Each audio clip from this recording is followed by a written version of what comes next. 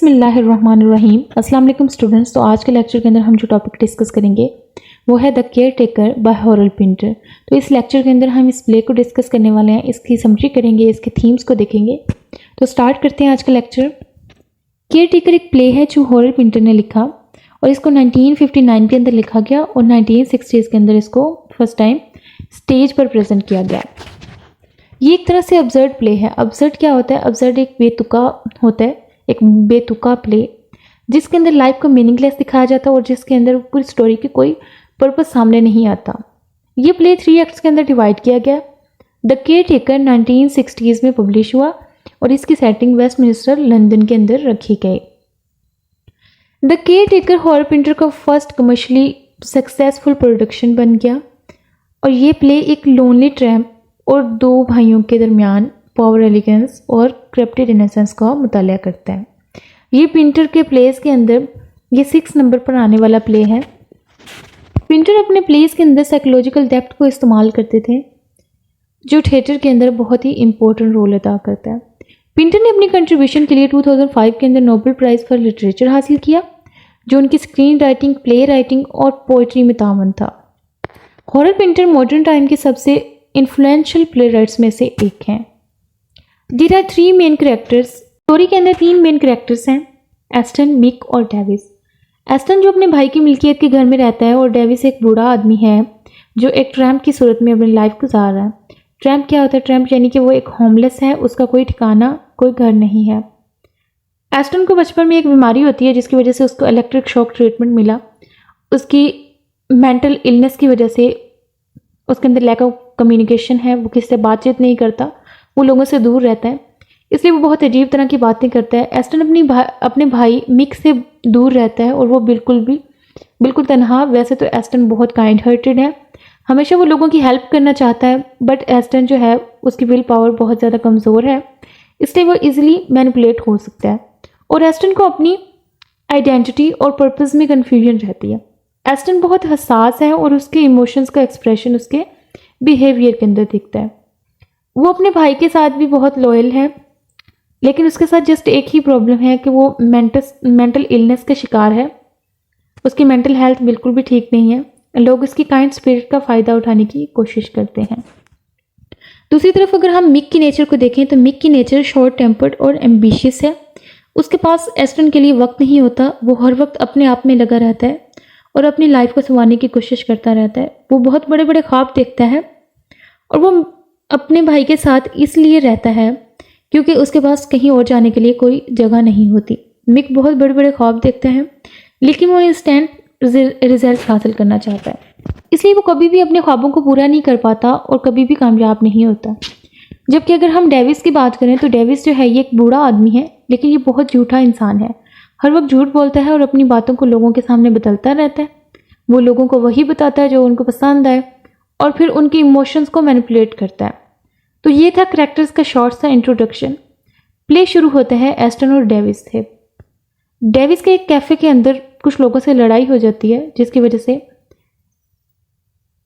Aston जो है वो उसको उस लड़ाई के अंदर से निकाल कर उसे बचाता है और उसको वहाँ से लेकर अपने घर की तरफ जा रहा होता है। वो चाहता है कि वो उसके घर में जाए जहाँ पर वो सेफ रहे और वो उसकी देखभाल भी करना चाहता है। जैसे कि मैंने आपको बताया कि एस्टन बहुत ही काइंड हार्टेड है, इस वजह से वो डेविस की हेल्प करना चाहता है।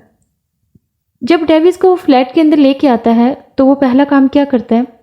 एस्टन के घर के हालात को देखता है जिसमें हर चीज़ बेतरतीबी के साथ फैली होती है और उस घर के अंदर पड़ी हुई चीज़ों पर कमेंट करना शुरू कर देता है। उसे छत के साथ एक लटकी हुई बाल्टी नज़र आती है। उस कमरे के अंदर हर चीज़ फैली होती है और एक जगह पर गौतम बुद्ध का स्टैचू भी नज़र आता है और वो एस्टन से इन सब चीज़ों के बारे में क्वेश्चन करना स्टार्ट कर देता है।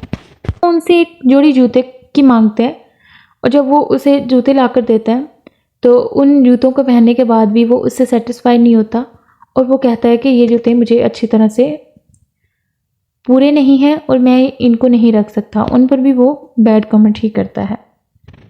उसकी फितरत के अंदर ये चीज़ है कि वो कभी भी खुद को गलत नहीं कहता, वो हमेशा अपनी खामियों की वजह से वो दूसरों पर ब्लेम करता है। पूरी स्टोरी के अंदर डेविस के पास एक ही टारगेट होता है कि वो सिडकप लंदन जाएगा। वो सिर्फ सिडकप लंदन के बारे में बात करता है जहाँ से वो अपने आइडेंटिटी पेपर प्राप्त कर सकता है। लेकिन जब एस्टन उसे फ्लैट में रहने की ऑफ़र करता है तो डेविस जो है वो अपने प्लान्स को डिले कर देता है और एस्टन के ट्रस्ट का फ़ायदा उठाने की कोशिश करता है। एस्टन जैसे ही कमरे से बाहर जाता है तो वो उसके कमरे की चीज़ों को छेड़छाड़ करता है और उनको देखने की कोशिश करता है। इतनी देर में मिक कमरे में आ जाता है। वो चुपके से उसको देख रहा होता है कि वो क्या कर रहा है, उनकी चीज़ों की छेड़छाड़ कर रहा है। जैसे ही मिक कमरे के अंदर आता है तो वो डेविस को एक होम इन्वेडर समझकर उससे लड़ाई करना स्टार्ट कर देता है। प्ले में पावर डायनेमिक्स, एलियंस और करप्टेड इनोसेंस के थीम्स को एक्सप्लोर किया गया है। इसी दौरान डेविस और मिक की लड़ाई हो जाती है। वो एक दूसरे के साथ बहुत उलझ जाते हैं। डेविस अपनी कहानी बयान करता है, बताता है। एस्टन उसकी तस्दीक करता है, लेकिन एस्टन के बरक्स मिक डेविस को एक पोटेंशियल ट्रबल मेकर के रूप में पहचानता है। मिक समझता है कि डेविस एक मैनिपुलेटर हो सकता है और जो घर नहीं है उसके लिए वो सिर्फ फ्लैट की हालत और कपड़ों के बारे में शिकायत करता है। मिक को लगता है कि डेविस जल्दी नहीं जाएगा। वो हमेशा के लिए यहाँ पर कब्जा जमाना चाहता है और वो हमेशा के लिए यहाँ पर रहना चाहता है। इसमें सिरकप जाने की कोई तैयारी नहीं है और वो फ्लैट में ही रहना चाहता है। डेविस फ्लैट के अंदर ही अपना घर बना रहा है।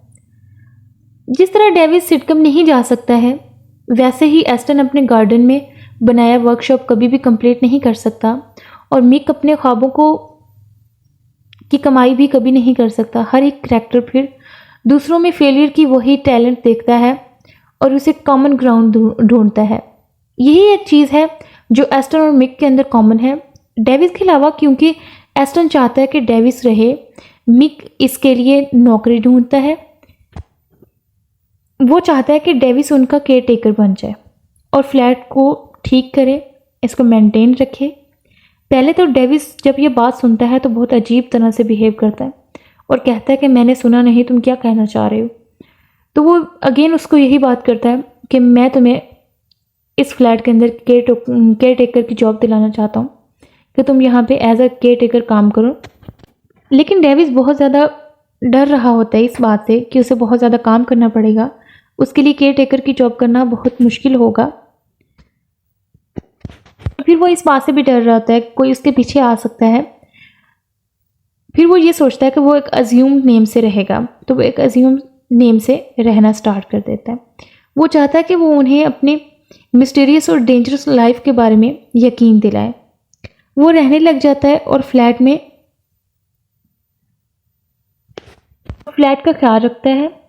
अब जो मिक है, मिक रेफरेंसेस चाहता है, लेकिन ये कहता है कि डेविस को सिटकप जाना होगा अपने आइडेंटिटी पेपर्स के लिए, जो वो किसी को भी नहीं करना है। कभी भी इस प्ले के अंदर वो नहीं हो पाता। मिक समझता है कि रेफरेंसेस ज़रूरी हैं, लेकिन डेविस यहाँ पर काम शुरू कर सकता है। अब तक सभी लोग यही जानते हैं कि डेविस जो है वो कभी भी सिटकप नहीं चाहेगा और फ्लैट में इस बात की गारंटी है। डेविस को यह सुनकर रिलीफ मिलता है कि वो फ्लैट के अंदर विदाउट पेपर्स रह सकता है और यहाँ पर काम भी कर सकता है।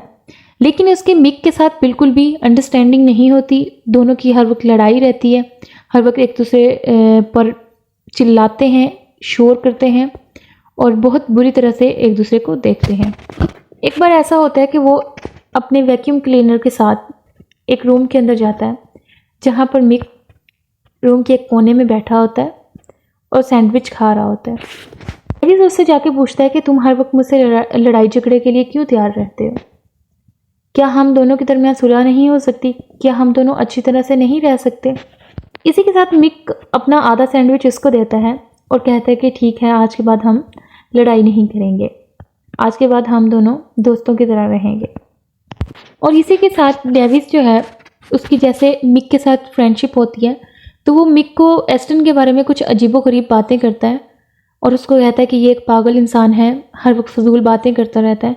क्योंकि डेविस की आदत है जब भी वो सोता है तो बहुत ज़्यादा खराटे लेता है, बहुत ज़्यादा शोर करता है। तो एस्टन इससे डिस्टर्ब होता है, उसको मेंटल इलनेस है जिसकी वजह से वो डिस्टर्ब होता है उस शोर से, और वो उसे बार बार यही चीज़ कहता है कि तुम बहुत ज़्यादा सोते वक्त शोर करते हो, तो डेविस उसको बदले में ये कहता है कि वो शोर मैं नहीं करता, वो जो आपकी खिड़की है जिससे ठंडी ठंडी हवाएं आती हैं, उस खिड़की की वजह से आपके कमरे के अंदर शोर आता है, मैं शोर नहीं करता। अगेन ऐसा ही होता है कि वो सोता है और वो बहुत ज़्यादा शोर करता है, खराटे लेता है ऊंची ऊंची आवाज़ में। वो एस्टन इसको मना करता है कि मुझे इस चीज़ से इरिटेशन होती है, तुम्हें ऐसा नहीं करना चाहिए।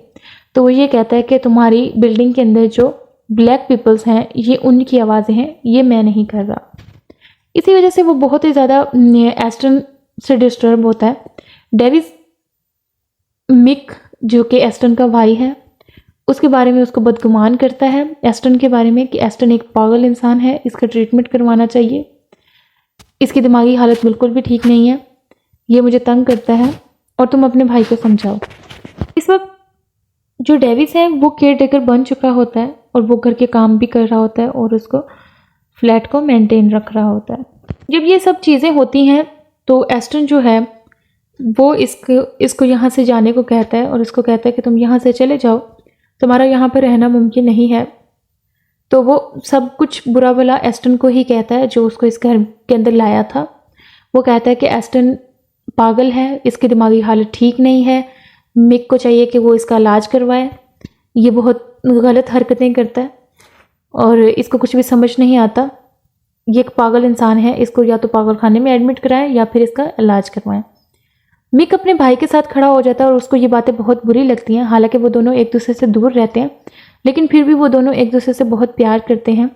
मिक अपने भाई के साथ खड़ा हो जाता है और डेविस को जल्दी से चले जाने को कहता है और वो कहता है कि डेविस तुम यहाँ से चले जाओ, मैं नहीं चाहता कि तुम मज़ीद यहाँ पर रुको।